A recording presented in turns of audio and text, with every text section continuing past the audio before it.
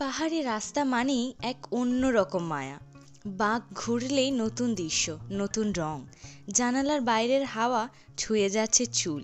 মনে হচ্ছে পাহাড়ও হয়তো হাসছে আমাদের দেখে। মাঝে মাঝে মনে হচ্ছিল আমি যেন স্বপ্নের ভিতর দিয়ে আসছি। সামনে সবুজ পাহাড় আর দূরে মেঘেরা যেন আমাদের পথ দেখিয়ে চলেছে। এই পাহাড়ি পথ যেন অজানা কোনো কবিতার ছন্দ। প্রতিটি বাঁক নতুন গল্পের দরজা খুলে দেয়। কুয়াশা ঢেকে দেয় জানালার বাইরে, পাহাড়ের গায়ে স্বপ্নের মতো সাদা চাদর। রাস্তার পাশে পাইন আর রোডেনডনের গন্ধ মিলিয়ে যায় মন খোলা সুরের সাথে। এমন লাগে যেন রাস্তা আমায় টেনে নিয়ে যাচ্ছে অচেনা অথচ আপন কোনো আশ্রয়ের দিকে।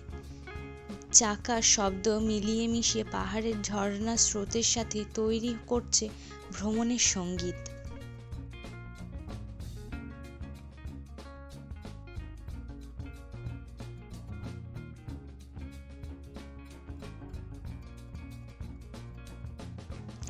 আমাদের গাড়ি পাহাড়ি রাস্তা ধরে চলেছে ঘন্টার পর ঘন্টা ধরে। এই পাহাড়ি রাস্তায় চলতে চলতে অবশেষে আমরা পৌঁছে গেলাম আমাদের গন্তব্য, পেলিং। আচ্ছা দাঁড়াও এক সেকেন্ড, একটা কথা একটু ভেবে দেখো তো। এই পথে যদি হঠাৎ কুয়াশার ভিতরে তোমাদের স্বপ্নের কোনো চরিত্র হাজির হতো, সেটা কে হতো? লিখে কমেন্টে অবশ্যই জানিও।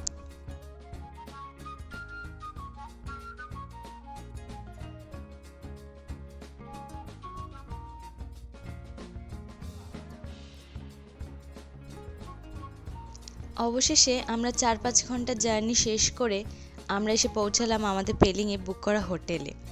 আমাদের থাকার জায়গা ছিল একদম 3rd ফ্লোরে। রুমে ঢুকতেই চোখটা আটকে গেল। কি দেখে জানো? একটা ব্যালকনি দেখে। আর তার ভিউটা তো আরও অন্য ধরনের ছিল, সেটা পরে দেখাচ্ছি।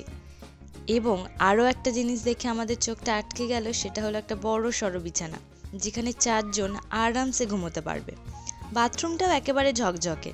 আমাদের একটা ড্রেসিং টেবিল ছিল আয়না সহ, এবং টিভিও দেওয়া ছিল, কিন্তু আমরা টিভিটা দেখিনি।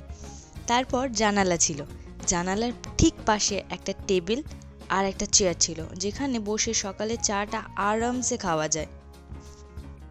আর ওই যে প্রথমে বললাম, সবচেয়ে বড় চমক ছিল আমাদের রুমের ব্যালকনি। এখান থেকে কাঞ্চনজঙ্ঘা দেখা যায় বলেই সবাই বলে। আমি অবশ্য সেদিন বিকেলে দেখতে পাইনি, সকালের অপেক্ষায় ছিলাম।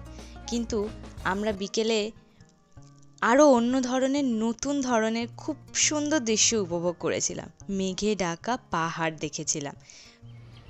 মেঘেদের ভিড়ে ফাঁকে ফাঁকে মাঝে মাঝে দেখা যাচ্ছিল সামনের বাড়িগুলো, একেবারে ছবির মতো লাগছিল।